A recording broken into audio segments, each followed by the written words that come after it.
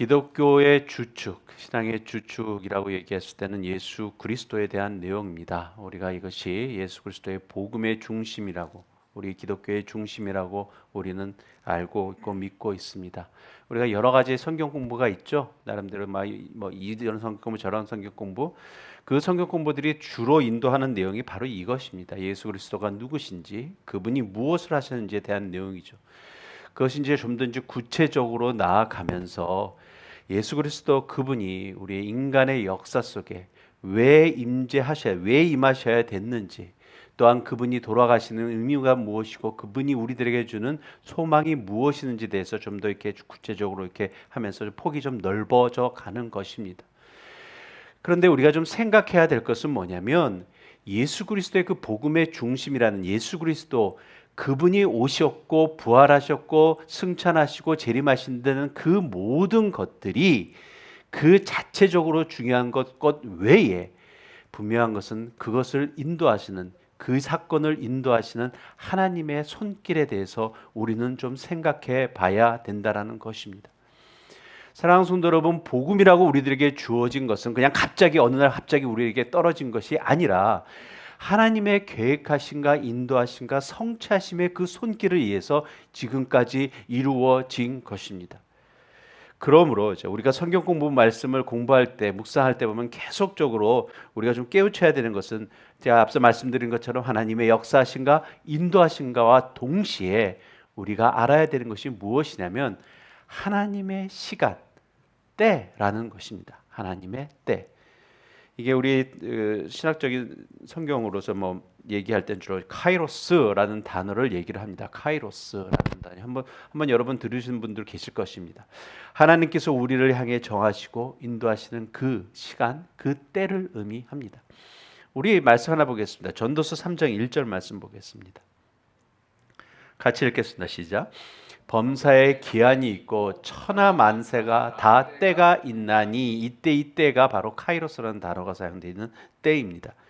여러분 또 잘 아시는 내용 중에 요한복음 2장에서 예수님께서 이 땅에 오셔서 첫 번째 기적을 일으켰던 내용을 여러분 기억하십니까? 그게 포도주를 변한 것이었죠. 혼인잔치에 있어서 포도주가 다 떨어졌을 때, 그때 그 예수님의 모친 마리아가 예수님에게 이렇게 전화를 도와달라고, 그래서 해달라는 식으로 얘기를 했더니 예수님께서 그때 그 표현하셨던 말씀이 있습니다. 그것이 뭐냐면 내 때가 아직 오지 아니었다라는 것입니다. 내 때가 아직 오지 않았다. 그때가 카이로스라는 말로 표현되는 말씀입니다. 사랑하는 성도 여러분, 우리에게 특별히 이 하나님의 시간, 하나님의 때가 중요한 이유는 우리의 유일하신 하나님께서 우리에게 역사하시는 그 손길의 모습과 내용과 함께하는 내용이기 때문에 그렇습니다. 그때 여러분, 우리가 갖고 있는 성경책 New Testament, Old Testament라는 이것은 약속이라는 뜻이 있습니다. 그렇죠? 테스트먼트에 대한 내용을 하면서 여기에 하나님께서 하나님의 백성들에게 약속하신 내용이 한 몇 가지 정도 될 거라 여러분 생각하십니까? 전체적으로 한 32,500개 정도가 됩니다. 그 약속들이 구약서부터 시작돼서 신약에 있는 그 약속들이 계속적으로 이루어졌고 성취돼 왔습니다. 아직 성취될 것이 남아있는 그러한 상황들이고요. 우리 말씀 한 구절 더 볼까요? 갈라디아서 4장 4절 말씀 보겠습니다. 같이 읽겠습니다. 시작. 때가 참에 하나님의 그 아들을 보내사 여자에게서 나게 하시고 율법 아래 나게 하신 것은, 자, 이 말씀을 보게 되면 우리가 하나님께서 예수님을 보내신 그 내용이구나라고 알게 되죠. 근데 그 앞서서 제일 먼저 시작되는 것이 때가 참에라는 내용이 있습니다. 때가 참에. 자, 그 의미가 무엇으로 우리가 받아집니까?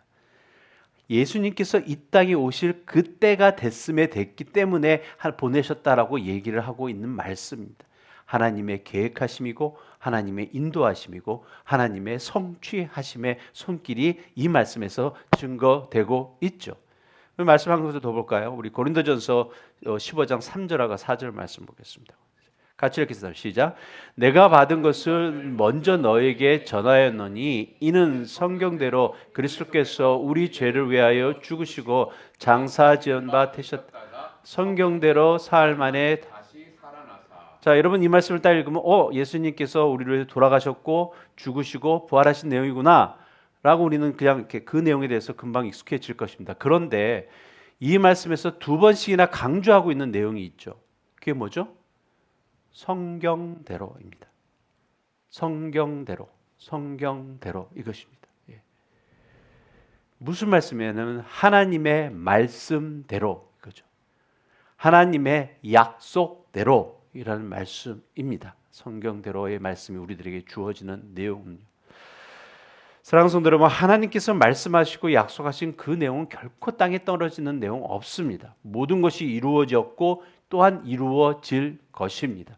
자, 그러므로 우리가 알고 있는 복음, 그래서 예수 그리스도로 이렇게 딱 간추지 말고 하나님께서 우리들에게 말씀하신 이 복음, 이 책이 그러므로 세상에 단대히 증거가 할 수 있고 증거되어야 된다라는 말씀입니다. 이유는 이루어져 나가는 하나님의 손길이 있기 때문에 그렇습니다.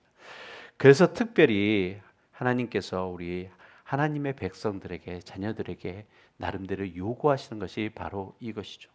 우리가 좀 하고 있는 전도, 선교라는 것입니다. 그런데 여러분 좀 우리가 생각해 봐야 될 것이 전도, 선교라는 것이 또 잘못 생각하면 신약 시대 때만 시작된 것이다. 신약 때부터만 시작된 것이다라고 우리가 오해할 수 있는 내용이 있는데 특별히 오늘 우리가 함께 여러분 말씀을 교독하면서 저와 같이 오늘의 본문의 말씀을 교독하면서 느끼신 분들이 있을지 모르겠지만 분명한 것은 오늘의 본문의 말씀을 통해서 우리가 깨달아 알 수 있는 것은 우리들의 하나님의 사람으로서 어떻게 말씀의 삶을 살고 말씀을 증거하는지가 오늘의 본문의 말씀에서 아주 정확히 잘 설명되고 있습니다. 제가 오늘의 말씀의 주제를 여러분 기억하십니까? 뭐라고 했는지 주 여호와의 말씀이 이러하시다라는 말씀입니다. 오늘 저희가 함께 교독한 본문의 마지막 부분에 있는 말씀입니다. 주 여호와의 말씀이 이러하시다라는 것이죠. 자, 이 말씀의 주제를 통해서 오늘의 본문의 말씀을 통해 정말 우리가 다시 한번 하나님의 자녀들로서 무엇을 증거하며 살아야 되는지에 대해서 다시 한번 우리가 생각하고 작정하는 복된 시간 되시기를 예수 그리스도 이름으로 축원합니다. 자, 주 여호와의 말씀이 이러하시다라는 말씀이 오늘 에스겔서에 있는데 이제 지난주부터 이제 에스겔서 우리가 큐티하는데 묵상을 에스겔서를 합니다. 아마 8월 한 달까지 8월 달까지가 에스겔서를 묵상을 할 것입니다. 근데 에스겔서의 배경이 그렇습니다. 간단하게 말씀드리면 예루살렘이 멸망할 때 그때가 BC 586년 정도 될 때였는데 그 직전 바벨론에 있는 포로들로 갔죠. 이스라엘 백성들이 바벨론의 포로들로 많이 잡혀갔는데 그때 에스겔을 통해서 하나님께서 경고하신 내용과 함께 예루살렘 멸망 후에 포로들에게 주는 소망의 메시지가 함께 들어있는 것이 에스겔서입니다. 여러분 이거 생각하면서 지내야 됩니다. 그래서 에스겔서를 여러분 묵상하시다 보면 앞부분에 보면 지금까지 앞부분에 보면 되게 무서운 말들 정말 하나님께서 이들에게 죄악에 대해서 얼마만큼 하나님께서 징체하시는지에 대한 내용을 것에 대해서 쭉 설명이 되어 있습니다. 자, 그런데 거기서 멈추지 않았고 우리가 혹시나 여러분 찬양을 통해서라도 한 번쯤 고백하신 분들 계실 텐데 마른 뼈가 살아난다라는 뭐 그런 말씀을 여러분 이렇게 좀 기억하시는 분 계십니까? 그것이 어디에 있냐면 바로 에스겔서 37장에 등장하는 말씀입니다. 또한 에스겔서 45장에 가게 되면 땅을 제비 뽑아 나눌 것이다. 이스라엘 백성들이 12지파의 땅을 제비 뽑아 나눌 것이라는 것이 말씀에 선포되고 있는 내용입니다. 자, 그러면 무슨 말씀이냐면 앞에 부분은 이스라엘 백성들의 죄에 대한 모습에 대해서 하나님께서 강하게 징계하신 내용과 함께 거기에 머물리지 않고 하나님께서 이들의 백성들을 인도하시고 이들에게 다시 한번 하나님의 역사하심의 손길을 통해서 새롭게 변화시켜질 그 모습에 대해서 설명하는 그 소망의 메시지가 함께 들어있는 것이 에스겔서에 대한 내용입니다. 여러분 이것은 특별히 에스겔서를 그 당시에 구약시대에 듣고 에스겔을 통해서 말씀을 들었던 이스라엘 백성들에게는 이것이 뭐죠? 복음입니다. 기쁜 소식입니다. 지금 우리들에게 주는 복음, 우리 지금 이 시대에 살고 있는 우리는 예수 그리스도에 대한 복음이 있죠. 그러게 이 복음이 이 에스겔서에 나왔던 이 복음은 분명한 것은 성취돼 왔습니다. 하나님께서 말씀하신 그대로 이루어졌고 또 이루어질 말씀이 있습니다. 그러기에 사랑하는 성도 여러분, 우리가 갖고 있는, 우리가 믿고 있는 그 예수 그리스도의 복음, 태초부터 시작된 그 예수 그리스도의 복음 또한 분명한 것은 이루어졌고 이루어 또한 질 것입니다. 우리가 그것을 믿고 나아가는 것입니다. 자, 그러므로이죠. 우리가 결코 잊지 말아야 되는 것은, 증거하며 살아야 되는 것은 뭐냐면 주 여호와의 말씀입니다. 이것입니다. 주 여호와의 말씀이 이러하시다. 자, 그래서 오늘 이 주제를 가지고서 첫 번째로 나눌 말씀의 내용은 말씀과 함께하는 삶이라는 내용입니다. 주 여호와의 말씀이 이러하시다. 말씀과 함께하는 삶. 1절 말씀 다시 보겠습니다. 3장 1절 말씀 제가 읽겠습니다. 또 그가 내게 이르시되 인자야 너는 발견한 것을 먹으라. 너는 이 두 마리를 먹고 가서 이스라엘 족속에게 말하라 하시기로라고 얘기했습니다. 이렇게 하나님께서 에스겔에게 말씀하시면서 1장, 이제 1절, 2절, 3절에 걸쳐서 계속적으로 하나님께서 에스겔에게 얘기하는 것이 무엇이냐면 먹으라, 먹으라, 넣으라, 채우라 라는 내용이었습니다. 뭘요? 두루마리에 대한 내용입니다. 그게 그냥 단순히 듣는 것으로가 아니라 먹으라, 먹으라, 채우라 라는 말씀입니다. 어떤 식으로 여러분 받아들입니까? 근데 그 두루마리가 이것이 어떤 내용이냐면 그것이 본문의 2장 10절 말씀입니다. 오늘 본문 말씀 바로 앞장에 있는 말씀인데 2장 10절 말씀 혹시 준비돼서 예. 아니 이거 아닙니다. 이거 틀렸고 이 말씀이 아닙니다. 본문에서 2장 10절 말씀 제가 읽겠습니다. 그가 그것을 내 앞에 펴시니 그 안팎에 글이 있는데 그 위에 애가와 애곡과 재앙의 말이 기록되었더라. 두루마리 책에 기록된 것은 그거였습니다. 예. 애가와 애곡과 재앙의 말이 기록된 것입니다. 애가와 애가. 자, 그러면 무슨 말씀이냐면 그 두루마리 책에 있던 말이 우리들이 생각하기에 뭐 기쁨과 평안과 이런 말씀이 아니죠. 아주 슬픈 내용이고 힘든 내용일 것이라고 그 말씀에서 내어 있는 말씀입니다. 자, 그럼에도 불구하고 이거죠. 예. 우리가 생각해야 되는 것은 뭐냐면 이것이 슬픈 말이냐 기쁜 말이냐 이것보다도 누구의 말이냐 이거죠. 누구의 말이냐 이거죠. 바로 하나님의 말씀이다라는 것이기 때문에 그렇습니다. 하나님의 말이다라는 말씀입니다. 이것이 우리들에게 주어지는 것입니다. 하나님께서 자신의 백성들에게, 자신의 사람들에게 하신 말씀이기에 그것이 우리들의 것이 돼야 되고 나의 것이 돼야 되고 내가 그 말씀을 가지고 함께 있어야 된다라는 것입니다. 사랑하는 성도 여러분, 말씀과 함께 한다는 의미는 우리가 생각하는 것보다 훨씬 더 프랙티컬하고 훨씬 더 리얼리스틱하다는 내용입니다. 그냥 단순히 내가 말씀 읽었어가 이것이 아니다라는 거죠. 계속적으로 강조하고 오늘의 본문에 말씀에서 계속적으로 강조하고 있는 것은 이 말씀이 너희들의 영혼의 양식이 되라라는 말씀입니다.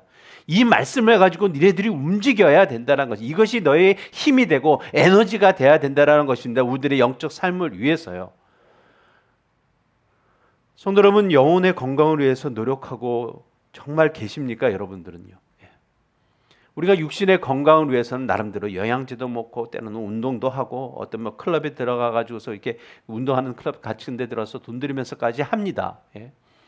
그런데 우리가 육신의 건강을 위해서 노력하는 것 그만큼 정말 영혼의 건강을 위해서 우리는 노력하고 있는지 정말 점검해 봐야 될 줄로 압니다. 말씀과 함께하는 삶 무엇일까? 우리는 여러분 아마 한 번이라도 들어보신 분 계실 것입니다. 우리 조지 뮬러 목사님이라는 분 계십니다. 19세기에 영국의 목사님이셨고 고아원 사역자였죠. 우리 인어영을 대사하여 5만 번 이상 기도 응답을 받은 사람 유명하죠. 이분 조지 뮬러 목사님. 이 목사님이 하신 말씀 중에 정말 우리의 삶 속에서 이루어져야 되고 나름대로 따라해야 될 그 내용의 말씀이 있습니다. 제가 말씀드리겠습니다. 이 목사님이 하신 기록된 말씀인데 이렇습니다. 내가 매일 해야 할 일 중 으뜸 가는 일은 주님과 교제하는 일이다. 나의 주된 관심사는 내가 얼마나 많이 주님께 봉사할 수 있는가가 아니고 나의 내적 자아가 어떻게 하면 좀 더 많은 영적인 영양 공급을 받을 수 있는가 하는 것이다. 내가 해야 했던 일들 중 가장 중요한 것은 주님의 말씀을 읽고 묵상하는 일이었다라는 것입니다. 이분의 삶의 모습이 제가 믿기로는 바로 말씀과 함께하는 삶의 모습이라 생각합니다. 성도 여러분. 여러분, 성경에는 수많은 시편 말씀에서 표현하듯이 내 입에 꿀같이 단 말씀들 많이 있죠. 그래서 우리가 말씀을 통해서 위로와 평안을 받고 기쁘게 삽니다. 그러나 하나님께서 주신 말씀은 때로는 언제나 꿀같게 달기만 한 것이 아닙니다. 때로는 아프죠. 때로는 쓰라리죠. 때로는 힘들죠. 때로는 영적으로 엄청 무거운 말씀으로 우리들에게 다가올 때가 있을 것입니다. 특별히 어떤 심판과 회개의 메시지일 경우에는 그렇습니다. 자, 그럼에도 불구하고 이거죠. 그것이 어렵고 그것이 힘들고 그것이 쓰라리고 아픈 말씀이라 할지라도 그것이 하나님께서 우리들에게 주신 말씀이라면 이것입니다. 하나님의 말씀이라면 이것입니다. 우리가 분명 받아 먹어야 된다라는 말씀이죠. 그래야 오늘의 본문에 나와 있는 에스겔의 선지자의 고백처럼 됩니다. 3장 3절 말씀에 후에 이렇게 되어 있습니다. 내게 주는 이 두루마리를 4배에 먹으며 내 창자에 채우라 하시기에 그때 에스겔이 고백합니다. 내가 먹으니 그것이 내 입에서 달기가 꿀 같더라 라는 내용이었죠. 아까 분명한 것은 이것은 기쁘고 즐거운 그런 말씀의 내용이 아니었었습니다. 애곡하고 슬픈 내용이었었습니다. 그러나 그가 먹으니 그가 내 삶의 것으로 받아들이니 에스겔이 고백하는 것은 내 입에서 달기가 꿀 같더라 라는 말씀입니다. 사랑하는 성도 여러분, 분명 우리 여호와 하나님은 우리에게 매일 매순간 말씀하십니다. 이유가 뭐냐면 우리와 교제하시기를 원하시기 때문에 그렇습니다. 성도 여러분, 지난 한 주 동안 어떤 말씀을 들으시거나 받으셨습니까? 여러분, 지난 한 주 동안 여러분 말씀 묵상하시면서 여러분 깨달으시고 받으신 말씀이 있으십니까? 만약에 받으셨다면 그것이 얼마나 여러분의 삶 속에 적용하면서 사셨습니까? 우리가 이 질문 계속 던져야 됩니다. 매일의 삶 속에서요. 주 여호와의 말씀이 이러하시다 하라. 주 여호와의 말씀이 이러하시다 하라. 그 말씀과 함께 삶을 통해 우리들의 삶을 통해 정말 증거되는 삶 되기를 원합니다. 자, 두 번째로 나눌 말씀의 내용은 주 여호와의 말씀이 이러하시다. 구체적으로 우리들의 삶을 통해 세상에 선포되어야 합니다. 이것이 두 번째로 여러분들과 나눌 말씀입니다. 말씀을 선포하는 삶. 우리 4절 말씀 같이 읽겠습니다. 시작. 그가 또 내게 이르시되 인자야 이스라엘 족속에 가서 내 말로 그들에게 구하라 라는 말씀이 있습니다. 말씀에서처럼 하나님의 말씀은 전해져야 됩니다. 어떠한 모습이라도 증거되고 선포돼야 됩니다. 선포되는 장소나 대상이 어떠하든지 관계없습니다. 때로는 말씀을 들어야 하는 대상이 분명 거절하거나 그 말씀을 내 박해를 줄 것이라는 그 확실한 가운데서도 뭐 해야 된다고요? 하나님의 말씀은 증거되어야 됩니다. 오늘의 7절 말씀 한번 읽겠습니다. 7절 말씀 이렇습니다. 같이 읽게 시작. 그러나 이스라엘 족속은 이마가 굳고 내 마음이 굳어 내 말을 듣고자 아니하리니 이는 내 말을 듣고자 아니함이니라. 자, 분명히 에스겔을 통해서 가서 증거하라라고 얘기했었습니다. 예. 그러면서 하나님께서 아십니다. 그래서 에스겔에게 얘기하죠. 야, 걔네들 안 들을 거야. 어떻게? 이마가 굳고 마음이 굳어서 너 말 안 들어.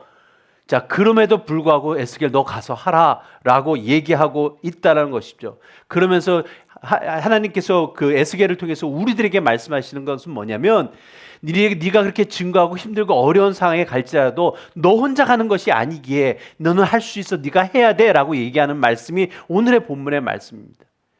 자, 우리 그 말씀에 대해서 보겠습니다. 우리 8절 9절 말씀 보겠습니다. 시작. 보라, 내가 그들의 얼굴을 마주 보도록 내 얼굴을 굳게 하겠고 그들의 이마를 마주 보도록 내 이마를 굳게 하였으니 내 이마를 화석보다 굳은 금강석같이 하였으니 그들이 비록 반역하는 족속이라도 두려워하지 말라. 그들의 얼굴을 무수하지 말라라고 말씀하십니다. 예. 비록 그들이 이마를 벗댈 것이다, 너 강하게 막을 것이다, 그럼에도 불구하고 내가 너를 더 강하게 만들 것이다 라고 말씀하시는 것입니다. 그러기에 두려워하지 말라, 무서워하지 말라 라고 얘기하고 있는 것입니다. 사랑하는 성도 여러분, 여러분 단기 선교라도 외국에 나가서 우리 전도한 경험이 있으신 분들은 현장에서 느끼고 배우고 오는 것이 있습니다. 많은 분들이 이제 저도 이제 여러 교회에서 사역을 해봤기 때문에 그 전도나 선교를 나갔다 오신 분들 나오고 난 다음에 이제 피드백 한번 하죠. 그래서 간증도 하고 하시는데 대부분의 말씀들이 공통적으로 주어지는 것들이 뭐냐면 수많은 어려움과 힘듦과 있었고 또 기쁨과 감사하는 일들이 그 선교 사역 속에 있죠. 근데 그들이 공통적으로 주어지는 것은 뭐냐면 하나님이 하셨다라는 것입니다. 하나님이 하셨다. 무슨 말씀이냐? 하나님께서 성령님께서 이미 선교 현장을 준비시키고 인도하심에 대해서 말씀하고 있다라는 것입니다. 그것이 우리가 느끼고 우리가 나아가는 내용입니다. 6절 말씀에 이렇습니다. 제가 읽겠습니다. 오늘 본문이 너를 언어가 다르거나 말이 어려워 내가 그들의 말을 알아듣지 못할 나라들에게 보내는 것이 아니니라. 내가 너를 그들에게 보냈다면 그들은 정녕 내 말을 들었으리라. 너를 언어가 다르고 말이 어려워 내가 그들의 말을 알아듣는 나라들에게 보내는 것이. 자, 이것은 그냥 요 내용을 보게 되면 그냥 구체적으로 설명인데 이 말씀을 통해서 무엇이 증거되냐면 하나님께서 너를 어떠한 곳으로 보내든지 이것입니다. 네가 그것에 대해서 분명한 것은 우리들이 고민하고 있는 것은 이것은 이래서 힘들고 저것은 저래서 힘들고 이래서는 이래서 못할 것 같고 저래서 못할 것 같다는 수많은 익스큐즈들이 있죠. 우리가 전도나 선교할 때. 그러나 분명한 것은 그것들이 아무런 문제가 되지 않는다라는 거죠. 오히려 말씀에서도 얘기한 것이 만약에 그들이 너 말을 못 알아들었다면 너 말을 오히려 들었을 거라라는 식으로 말씀하고 계신다는 말씀이죠. 그러니까 우리가 생각하는 어려움들, 우리가 생각하는 걸림돌들, 힌드런스라는 그런 모든 것들이 아무런 의미가 없다라는 거죠. 전도와 선교에 있어서는 이유가 있다라는 것입니다. 사랑하는 성도 여러분, 전도와 선교는 하나님께서 우리를 사용하셔서 하나님께서 우리를 통해서 하나님이 하시는 것입니다. 이게 전도와 선교입니다. 여러분 잊지 마시기 바랍니다. 내가 하고 내가 내 힘과 내 지혜와 내 능력으로 한다라고 고민하지 마시기 바랍니다. 성도 여러분, 전도와 선교는 다시 한번 말씀드립니다. 하나님께서 우리를 사용하여 우리를 통해서 하나님이 하시는 것입니다. 우리는 그저 전도하는 입을, 선교의 그 한 발걸음을 우리의 순종함으로 행하는 것이고 나아가는 것입니다. 성도 여러분, 나의 입술의 말과 전도의 발걸음을 주님께서 사용할 수 있도록 우리는 그저 주님께 맡기면 된다라는 것입니다. 그러므로이죠. 우리는 때론 하나님의 말씀을 전하는 자로서 우리가 환영받지 못할 준비도 하는 것입니다. 단지 우리가 하는 것은 환영받지 못하는 그곳에서도 뭘 해야 되냐면 주 여호와의 말씀이 이러하십니다. 이것을 전하고 선포하는 것입니다. 우리가 전하는 메시지가 그들이 이해할까 받아들일까 어떤 걱정이나 근심, 우리가 해야 될 내용 아닙니다. 우리가 진정 고민하면서 생각해야 될 것은 혹시나 내가 하나님의 말씀을 나의 감정이나 잘못된 편견으로 잘못 선포하지 않을까, 이것만 우리는 걱정하면 됩니다. 분명한 것은 하나님께서 역사하시고 하나님의 진리의 말씀만 선포된다면 그 말씀을 통해서 이루실 분이 하나님이시기 때문에 그렇다라는 말씀이죠. 사랑하는 성도 여러분, 우리가 대하는 대상의 전도 대상이나 선교 대상의 영혼을 인도하시는 분은 우리 하나님 몫입니다. 우리는 그저 사용되기에 감사함으로 나아가는 것밖에 없다라는 것이죠. 여러분, 스펄전 목사님에 대해서 여러분 이렇게 어떠한 내용을 해도 좀 한번 들으셨을 것입니다. 스폴전 목사님 잘 아시는, 나름대로 뭐 만나지는 않으셨지만 내용상 우리가 좀 잘 아시는 목사님 중에 한 분이죠. 스폴전 목사님은 워낙 이렇게 좀 신앙적으로 탄탄한 가정 속에서 12대에 걸친 그 가정에서 태어나신 분입니다. 그 할아버지, 아버님도 청교도 목사님이셨습니다. 자, 그렇다면 우리는 자연스럽게 오케이, 우리 스펄전 목사님은 그 어렸을 때 태어날 때부터 아무런 문제 없이, 신앙에 문제 없이 잘 자랐겠구나라고 생각하기 쉽죠. 근데 성도 여러분, 기독교 신앙은 결코 분위기나 환경과 상황과 관계 없습니다. 거기에 휘둘리는 내용이 아니다라는 거죠. 분명 어릴 적부터 예수 그리스도 안에 있는 믿음으로 말미암아 구원에 이르는 지에 대해서 계속적으로 들으면서 살아오셨습니다. 교육받으면서 살아오셨습니다. 그런데 스폴전 목사님의 간증의 내용을 보게 되면 그분은 17살 때까지는 계속적으로 그 오랫동안 죄의 고통에 대해서 시달리며 살았다고 얘기를 합니다. 자신의 죄의 문제에 대해서 해결할 수 있는 그것이 마음속에 안 다가왔다라는 것이죠. 그러던 어느 날 일요일 아침 예배를 드리러 이제 교회에 나가게 됐습니다. 자신이 다니는 교회 가려고 했는데 굉장히 날씨가 안 좋아서 아마 눈 때문에 길이 다 막히고 그러는 것 같습니다. 그래서 그 교회를 가지 못하고 주위에 다른 자그마한 교회에 들어갔다고 합니다. 근데 또 들어갔는데 거기 교회 목사님도 그날에 오시지 못하셨다고 합니다. 뭐 상황 그 기후 때문에. 그래서 가만히 있는데 예배 시간에서 설교 말씀하는 시간에 어떤 한 좀 이렇게 메말라 보이는 한 남자가 설교 단상에 올라왔습니다. 그분이 설교자가 아닙니다. 예. 자, 그분이 이제 말씀하신 내용이 어떤 뭐 구두 만드는 사람이나 제단사 같은 그런 종류의 직업이 있는 사람 같았다라고 얘기를 합니다. 그런데 이분의 성도님의 말씀으로 인해 스펄전 목사님, 그때 학생이었죠, 청년이었죠. 이 청년이 회심하게 됐습니다. 그때 예수 그리스도에 대한 말씀에 대해서 그가 변하게 됐다는 내용입니다. 나름대로 설교하셨던 그분은 발음도 정확하지 못한 그 성도가 선포한 말씀은 다른 것에 있지 않았고 이사야서 45장 22절의 말씀입니다. 우리 같이 보겠습니다. 시작. 세상 모든 사람들아 나를 바라보아라. 그러면 구원을 얻을 것이다. 나는 하나님 외에 나와 다른 신이, 이게 우리 그 일반 우리가 개역개정에서는 땅의 모든 끝이여 내게로 돌이켜 구원을 받으라. 나는 하나님이라 다른 이가 없다라는 것입니다. 이때를 회상하면서 스펄전 목사님 하신 말씀이 이렇습니다. 그 설교자는 그다지 많은 것을 전하지 않았습니다. 그러나 내가 하나님께 감사하는 것은 그로 하여금 계속 그 말씀을 되풀이하게 하신 것입니다. 적어도 나에게는 그 말씀 외에 필요한 것이 아무것도 없었습니다. 라는 거죠. 사랑하는 성도 여러분, 이것을 통해서 우리가 생각해야 되는 것이 뭐냐면 하나님의 말씀만 선포되면 됩니다.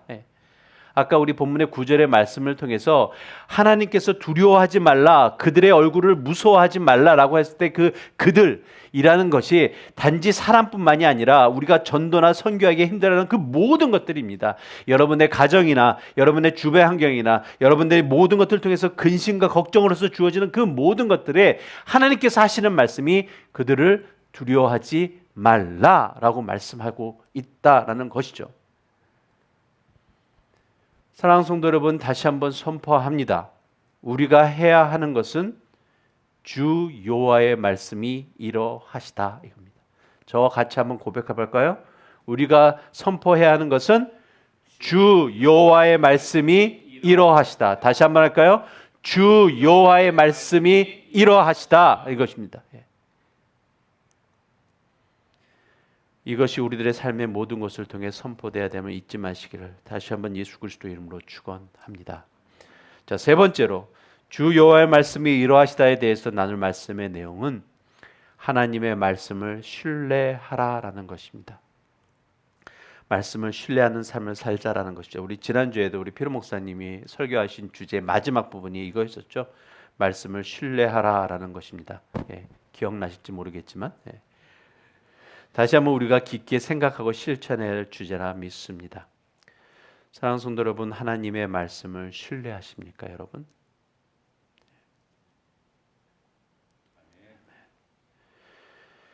주 여호와의 말씀이 이러하시다라고 우리가 자신 있게 선포하려면 말씀드린 것처럼 말씀과 함께 삶을 살아야 하는 것처럼 동시에 말씀과 함께 삶을 살 수 있는 이유는 다른 것이 없습니다. 그 말씀을 신뢰하는 삶이기 때문에 그렇습니다.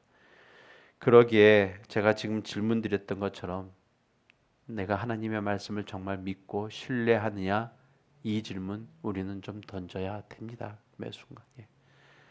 때론 듣고 싶은 말씀만, 내가 좋아하는 말씀만 믿고 믿으려고 하는 것은 아닌지 우리는 정말 진실되게 내 자신에게 물어봐야 합니다. 성도 여러분, 우리 본문 10절에서 15절 말씀 다시 한번 저와 함께 교독하겠습니다. 10절부터 15절 말씀인데 10절 말씀 제가 먼저 읽겠습니다.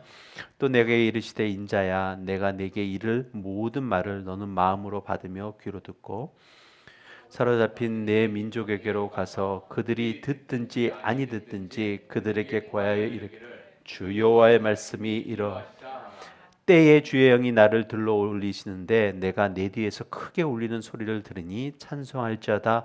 여호와 영광이 그의 초소로부터 나오는도다 하니 이는 생명의 날개가 서로 부딪히는 소리와 생물 곁에 바퀴 소리라. 크게 울리는 주의 영이 나를 들어 올려 데리고 가시는데 내가 근심하고 분한 마음으로 가니 여호와의 권능이 힘있게 나를 감동시키시더라.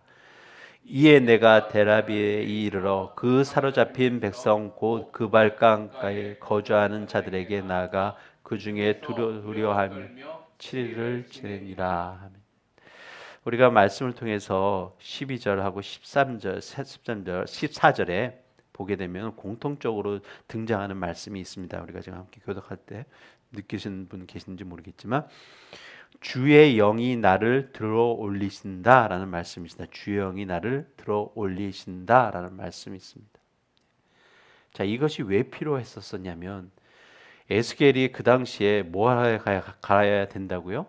이스라엘 백성들에게 극심한 죄악과 그 죄악에 대한 하나님의 진노가 임할 심판이 있다는 것을 증거하러 가야 됐었습니다. 자, 그래서 그가 상당히 고민하면서 근심하는 내용이 14절에 어떻게 표현되고 있냐면 주의 영이 나를 들어올리려고 데려가신데 내가 근심하고 분한 마음으로 간다라고 얘기하고 있습니다. 이 정도로 힘든 상황이 있었다라는 것입니다. 자, 이 상황을 누가 하신다? 하나님이 하신다는 거죠. 그래서 하나님의 권능이 힘있게 나를 감동시키십니다. 그러면서 이가 15절에서 있었던 건 약 7일 동안 이가 잠잠히 있습니다. 과연 뭘 했었을까? 하나님의 영이 그를 준비시키시고 그에게 평안함을 허락해 주는 그 기간이었다고 저는 믿습니다. 사랑하는 성도 여러분, 이 말씀이 우리에게 주는 메시지가 대단히 중요합니다. 하나님께서는 우리에게, 사명자에게 세밀하게 역사하시는 하나님의 손길, 이것입니다. 하나님께서는 우리를 급하게 사용하지 않으십니다.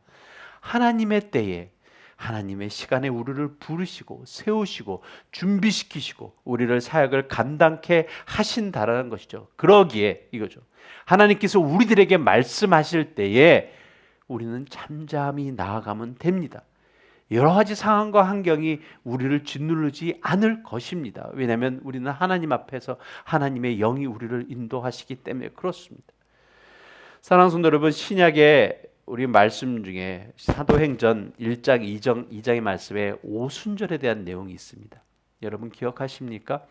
예수님의 제자들이 예수님께서 그들에게 너희들 기다려라 라고 얘기를 했었습니다. 나의 하나님의 영이 임할 때까지 너희들 기다리라 라고 했었을 때 사도행전 그 1장과 2장에서 풀이되고 나오는 것이 뭐냐면 예수님의 제자들이 기다립니다. 골방에서 그들이 함께 하는 것은 뭐냐면 하나님의 말씀 상고하면서 주님 앞에 기도하는 내용이었습니다. 그랬었을 때 하나님의 영이 임재합니다. 여러분, 우리가 잘 알고 있는 말씀 중에 하나가 있죠. 우리 사도행전 1장 8절 말씀에 이렇습니다. 오직 성령이 너희에게 임하시면 너희가 권능을 받고 그 말씀이 있습니다. 그것을 통해서 예루살렘과 유대와 사마리아 땅까지 너희들이 내 증인이 되리라 라는 말씀에 그렇게 될 것이다 라는 말씀입니다. 자, 여기서 말씀하시는 사도행전에서 말씀하시는 오직 성령이 너에게 임하시면, 이것이 오늘의 본문의 에스겔 말씀에서는 어떻게 또 나옵니까? 주의 영이 나를 들러 올리신다라는 말씀입니다. 사랑하는 성도 여러분, 하나님의 성령이 신약 때만 사용되신 것이 아닙니다. 하나님의 성령의 역사하심이 신약 때만 나타나는 것이 아닙니다. 분명한 것은 하나님의 영은 태초부터 시작해서 계속적으로 역사하셨습니다. 자, 그렇다면 이거죠. 성도 여러분, 그러기에 우리가 하나님의 말씀을 신뢰할 수 있다라는 것이죠. 성도 여러분, 말씀은 그냥 레터가 아닙니다. 글자가 아닙니다. 하나님의 말씀은 하나님의 자신입니다. 그러기에 말씀의 능력이 있는 것이고, 말씀의 지혜가 있는 것이고, 하나님의 말씀의 위로와 평강이 있는 것이고, 하나님의 말씀의 사랑이 있는 것이고, 하나님의 말씀에 세상에 줄 수 없는 소망이 있다라는 것이죠. 이유는 하나님이시기 때문에 그렇다 말씀입니다. 여러분, 우리가 기억해야 될 것은, 여러분, 이 세상이 창조될 때 표현되었던 것이 무엇입니까? 하나님이 이르시되라는 것이었었죠. 하나님이 가라사대. 요한복음 1장 1절 말씀에 또한 이 말씀이 있습니다. 태초에 말씀이 계시니라. 이 말씀이 하나님과 함께 계셨으니 이 말씀은 곧 하나님이시니라. 성도 여러분, 제가 다시 한번 질문을 던집니다. 여러분, 말씀을 신뢰하십니까? 이 질문에는 우리가 모두 즉시 아멘으로 화답해야 됩니다. 만약 이 질문에 아멘으로 대답할 수 없는 분이 혹시 이 자리에 있다면 정말 이 시간에 주님의 영이 그분에게 임재하셔서 진정한 회개로 인해 주님을 영접하는 복된 시간이 되기를 간절히 기도합니다. 여러분, 모태신앙이 여러분을 구원으로 인도하지 않습니다. 여러분의 신앙생활이 오래됐다고 해서 구원을 보장하는 것 분명 아닙니다. 지금 나의 삶의 고백 속에 정말 하나님의 말씀, 즉 하나님을, 우리 예수 그리스도를 믿고 있느냐이죠. 그것이 무엇으로 표현되냐면 말씀을 신뢰하는 삶으로 표현되는 것입니다. 나를 통해서 그 말씀이 신뢰하는 삶이 바르게 선포되어야 되는 것입니다. 이 모든 것이 우리들에게 바르게 이루어지기를 예수 그리스도로 축원합니다. 사랑하는 성도 여러분, 우리가 하나님의 일을 한다 할 때 때로는 이중적인 감정을 경험할 때가 있습니다. 하나님이 우리를 부르셔서 너무나 기쁘고 감사하고 감격에 넘칠 때가 있지만, 동시에 그 사명을 감당하기 위해서 어떤 면에서는 현실적인 어려움, 또한 두려움, 이런 것들이 우리들에게 엄습해 올 때가 있습니다. 그러나 성도 여러분, 우리가 기억해야 되는 것은 어떠한 상황과 환경 속에서도 우리 신앙생활의 중심이 되고 중요한 것이 오늘 14절 후반절에 있습니다. 그게 뭐냐면 여호와의 권능이 힘있게 나를 감동시키시더라, 이것이죠. 이게 쉬운 성경 버전으로서는 이렇습니다. 주의 권능의 손길이 내 마음을 사로잡아 나를 힘있게 붙들어 주셨다라는 말씀입니다. 다시 한번 말씀드립니다. 주의 권능의 손길이 내 마음을 사로잡아 나를 힘있게 붙들어 주셨다. 이것이 하나님의 말씀입니다. 이것이 하나님의 역사하심의 손길입니다. 그래서 우리는 뭘 해야 된다라고요? 주 여호와의 말씀이 이러하시다입니다. 성도 여러분, 우리의 삶을 통해 증거돼야 됩니다. 어떻게 해요? 그러니까 매일매일 주님의 말씀과 함께하는 삶을 통해, 정말 말씀을 신뢰하는 삶을 통해, 우리들의 삶의 구석구석의 여러 모습을 통해 그 말씀이 선포되는 삶을 살아야 될 줄로 압니다. 이 말씀의 삶의 모습이 우리 뉴라이프 뉴비전 교회에 속한 성도님들의 모든 삶을 통해서 바르게 증거되기를 다시 한번 예수 그리스도 이름으로 축원합니다. 기도드리시겠습니다.